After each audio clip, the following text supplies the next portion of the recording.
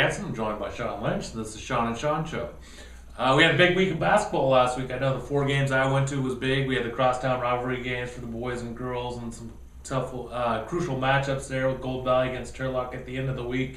Fun week, fun basketball. Yeah, and it really sets things up for an interesting and fun, and we're really throwing fun out there, second half of the season, or at least second half of the conference season. Still plenty up for grabs. You look at the CCC girls, you got 3 teams in the race there.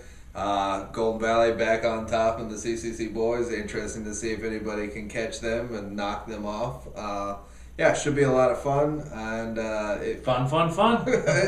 It was a good week all the way around, and there was some pretty decent basketball, which is good to see. We're seeing a little bit of progression here where some of these big matchups are producing better results.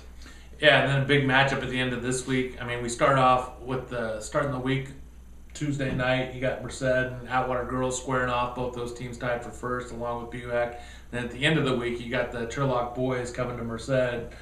Both those teams one game back of Golden Valley, trying to keep pace and keep their CCC title hopes alive. We got Merced's Lexi Thompson coming by to stop by and talk about their big matchups this week. But before that, here's our sights and sounds from last week.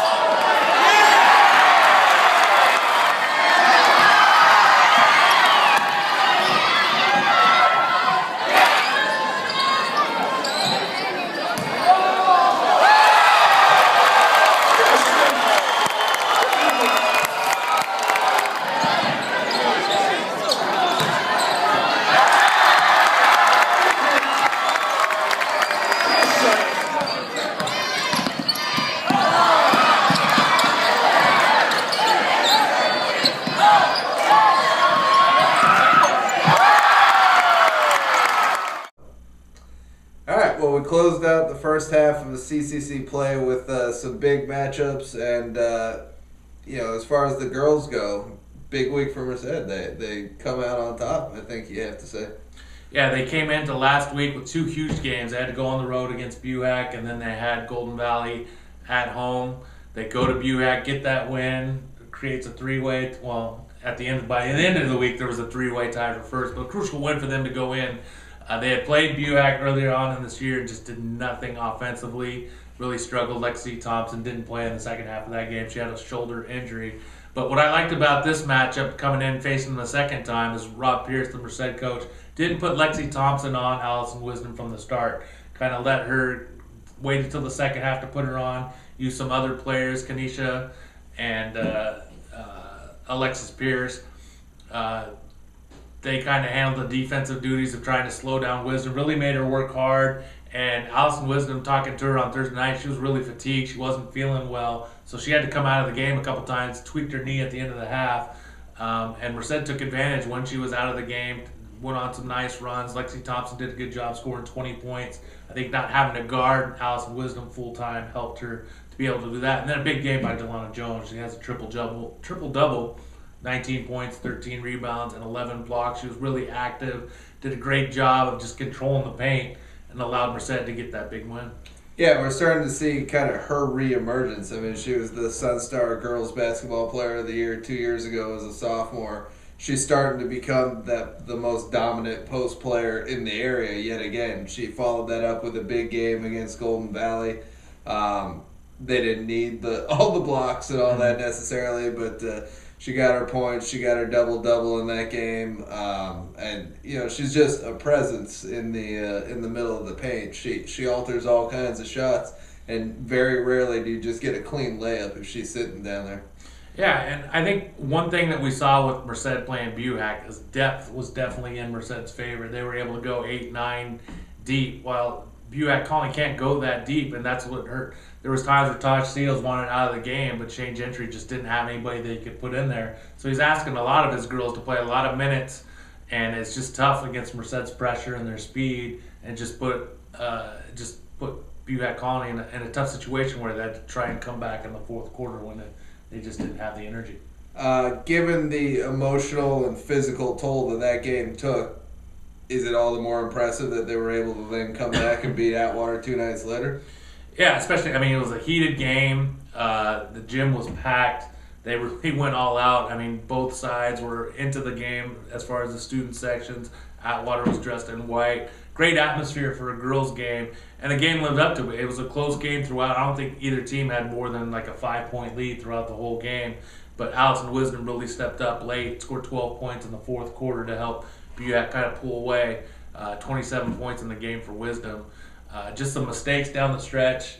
Talking to J.R. Davis, the Atwater coach, he kind of said, we haven't been in these kinds of situations before. It's been a while since our program's been at this level where we're playing for league titles, where Buhack's won the last 2 league titles, so they were more comfortable in that situation, and Atwater kind of made some mistakes down the stretch that kind of cost them in that game. But I think what Atwater proved, they can play with these teams. They haven't went over Merced. They went right down to the wire with Buhack. I think Atwater's going to be in this thing throughout. All right, well, great week for Merced, as we said. We have Lexi Thompson stopping by, and here she is to tell you all about it. All right, we're joined by Merced sophomore Lexi Thompson. You guys had a big week last week. How fun was last week with the wins over Buhack and Golden Valley for you guys? It was exciting, the win on Tuesday, but we knew we had to keep going, still business. Got to work hard and stuff. How tough was that to come back? I mean, you got this huge game against Buhack Colony, a must-win for you guys if you guys wanted to stay in title contention race. You win that game, but then you had to turn around 2 days later and play your crosstown rival Golden Valley. Was that tough to kind of put that win behind you guys right away? Yes, considering our Wednesday practice wasn't very strong, so we knew that we had to go out hard because Golden Valley wanted to beat us for the team to beat, so we need to get out there and play hard. Take me to the time leading up to the Buhack game. I mean, you guys were coming in with one loss. Buhack's undefeated. You knew you guys had to win that game. What's it like for you getting ready for that game, the excitement and trying to hold down the adrenaline and all that stuff? For me and Delana and Alicia, at least, we wanted to beat them 2 times at their house. So that was encouraging for us, and especially the girls who were on JV last year. They saw how hard that game was for us, so they wanted to keep it going and keep the tradition, beating Buhack at Buhack. The first time around against Atwater, you guys were right in it. I think you guys took a lead into the fourth quarter and kind of collapsed and let that game get away. Go to the fourth quarter of the Buhack game, you guys go into the fourth quarter up 6 points. Allison Wisdom scores 6 points right away. It's tied with 6 minutes left. Talk about what was different this time around playing Atwater in the fourth quarter and pulling that game out. I think we knew how tough the loss was the first time, so we didn't want to have a repeat of that. And then practice after the Atwater game was not very good, so we didn't want another harsh practice and get pushed the way we did before. Big game for Delana Jones, your teammate in that game. She had a triple-double, 19 points, 13 rebounds, 11 blocks. It seems like when she plays well, you guys play well as a team. How important is that for her to continue going if you guys are going to play for a league title? Well, she's our go-getter, so when she does good, we all do good. Her momentum keeps us all going, and just her fight and her battle makes the rest of us want to push and keep going. So we feed off of her, so that's good. You spend a lot of time guarding Allison Wisdom. Do you like that defensive assignment, guarding the best player and trying to be that shutdown defender? It's a challenge, so I guess I like being put up to a challenge. But I didn't start the game on her, so I kind of created my own stuff. And then when I got put on her, I knew that I had to dig deep and keep it going. Mm-hmm. Your summer was a busy summer. You were playing in tournaments along. You played for the Stanislaus Stampede, AAU team. You were talking about what you did to get ready for this season and kind of improve your basketball skills overall.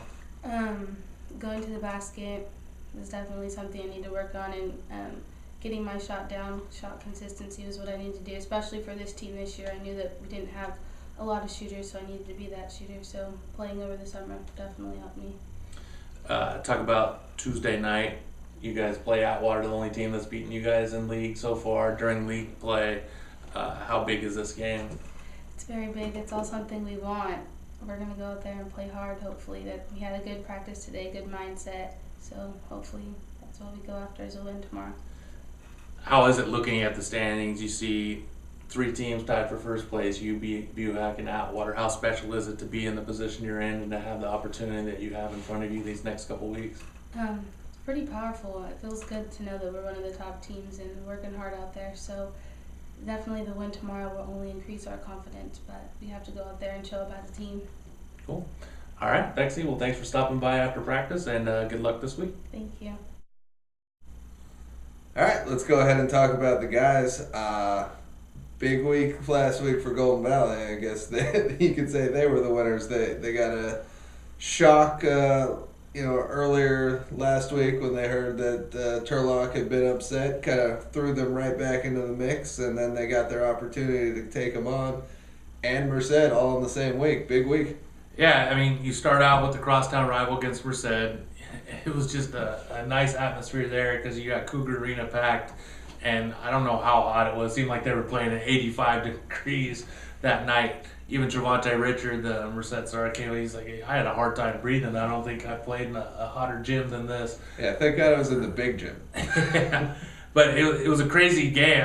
You got to give Merced respect there, and that they were able to hang with Golden Valley throughout. They just played hard. They fell behind early in that first quarter, came back in the second, and just gave Golden Valley a tough game. Evan Stallone comes up big with I think he had 17, 18 points in the second half, and Golden Valley was able just to do enough to keep their distance and pull away with the win, which set up Friday's big matchup with Turlock. In that game, I thought the big story was Josh Sykes. He'd had a couple games this year where he gets in foul trouble early against Merced. He picked up 2 fouls, I think, in the first 2 minutes and spent the rest of the first half on the sideline. So I guess Keith Hunter, Golden Valley's coach, sat Sykes down, talked to him, and kind of explained to him, hey, we don't need you to come out there and dominate the first 3 minutes of the game.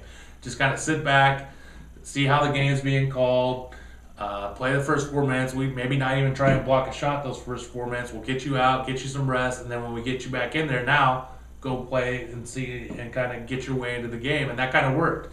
He had a big game. I think he had 17, 19 points, 16 rebounds, 5 blocks.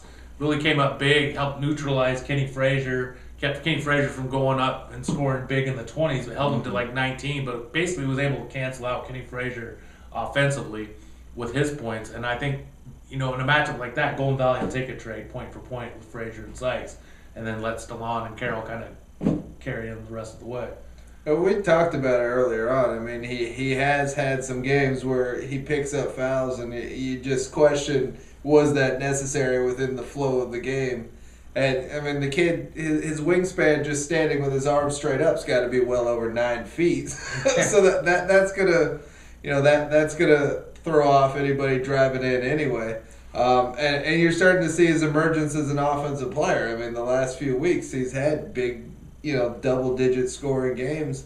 And, if you get that compliment to go with what Stallone and Carroll have done all season, they're really going to be tough to beat in the second half. What was impressive about their win against Turlock is they win the game without Stallone or Carroll hitting a three-point shot. And I can't remember a Golden Valley game in these past couple of years where that's happened without them hitting threes. They kind of went inside, drove the paint, able to get the ball down to Sykes, and just score inside. They found different ways to win, different ways to score.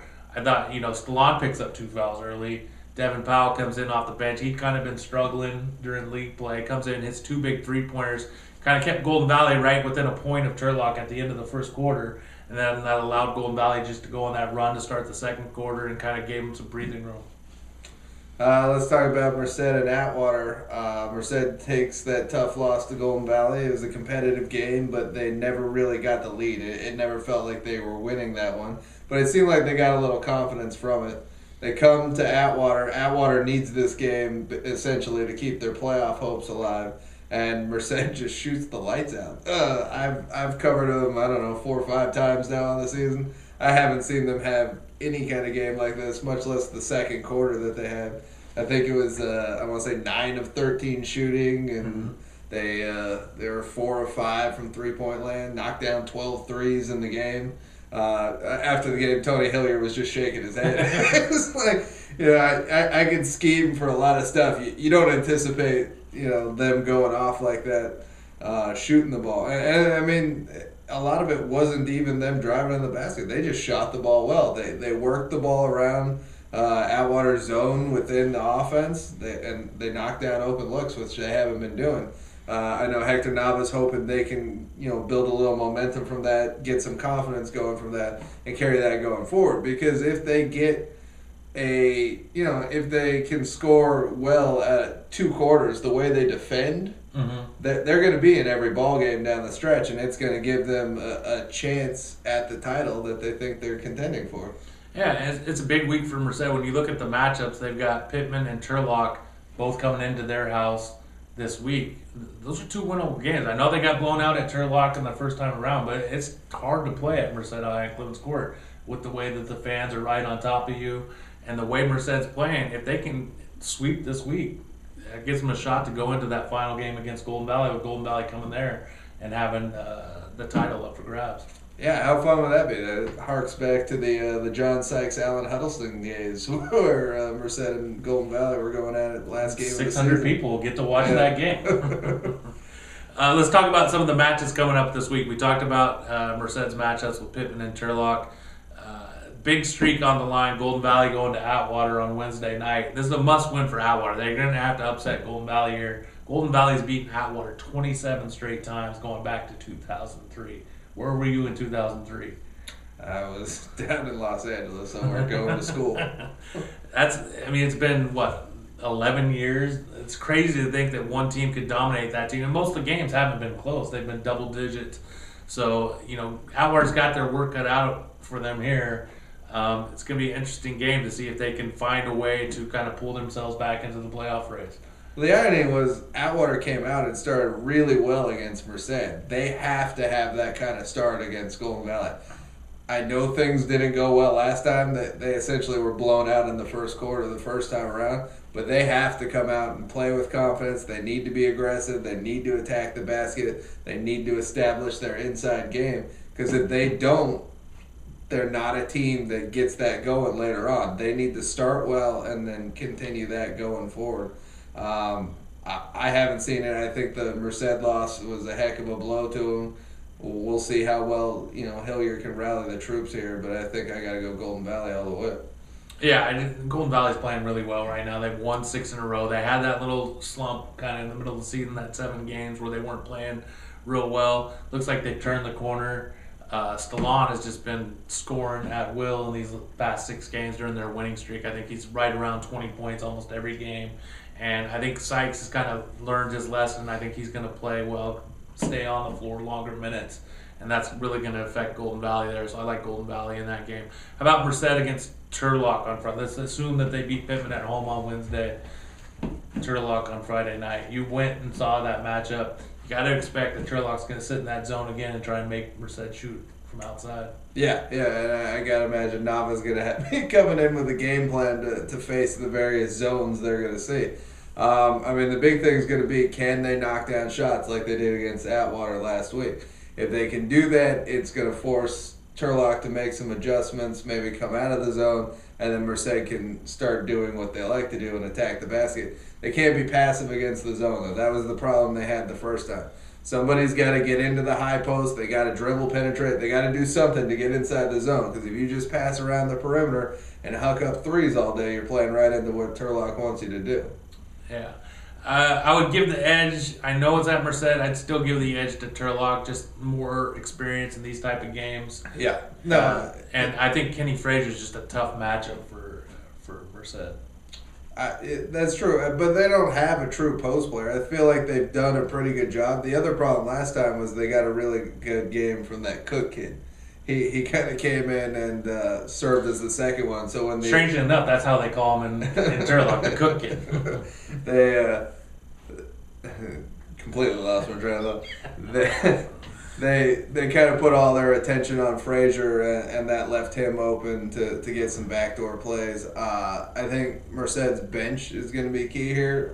They came up huge against Atwater, especially in that second quarter. They had 14 of the however many points they had. Mm-hmm. They had 16 points at halftime. They need a good game out of Cook down low, kind of helping contain those guys and holding them to one shot. Merced's Cook kid. Javon Cook. And they need, there's 2 Cooks. That's it. And then they're gonna need other guys to just step in. If you could get 4 or 5 points from your role players, from your bench guys, that's gonna be a huge lift for them.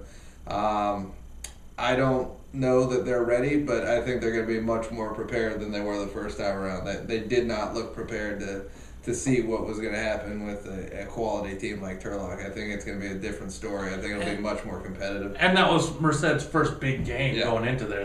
They started out 2-0. They had beaten Buhack and Pittman, I believe, going into that game. Sounds right. And so they're 2-0 going into Turlock, which is a tough. Oh, yeah, Atwater.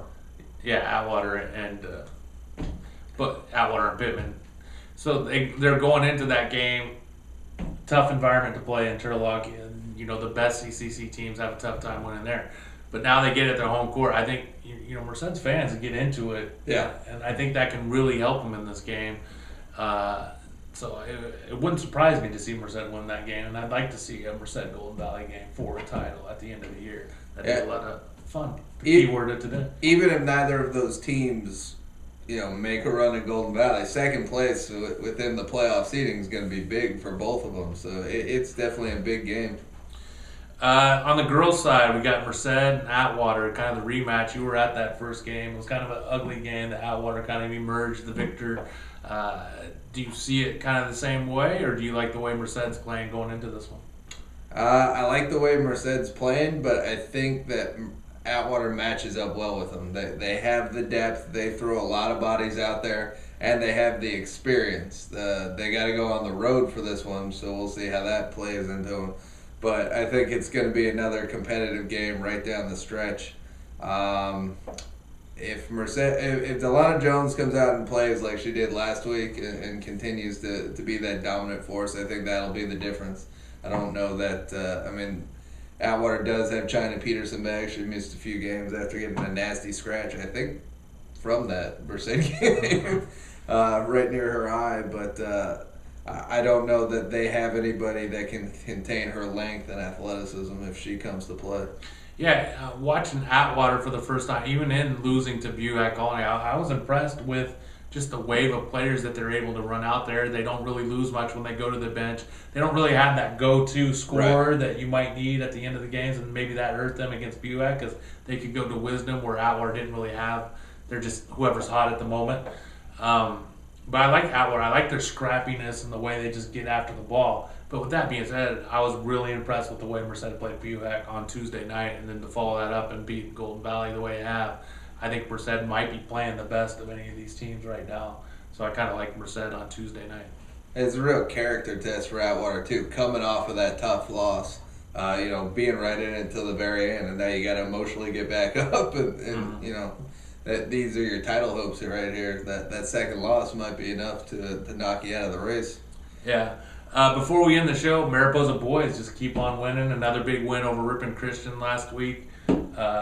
Set themselves up for a nice seed in the playoffs. Yeah, 9-0 in the Southern League at this point in time. They got 2 winning teams left on the schedule. They're host Delhi this week, and then they're at Turlock Christian next week. And Turlock Christian's, I want to say, 7-2 at this point in time. So they take care of business in those 2 games. They could be looking at an undefeated Southern League run here. Yeah. All right, that's going to do it for our show. Enjoy the games this week, and we'll see you next week.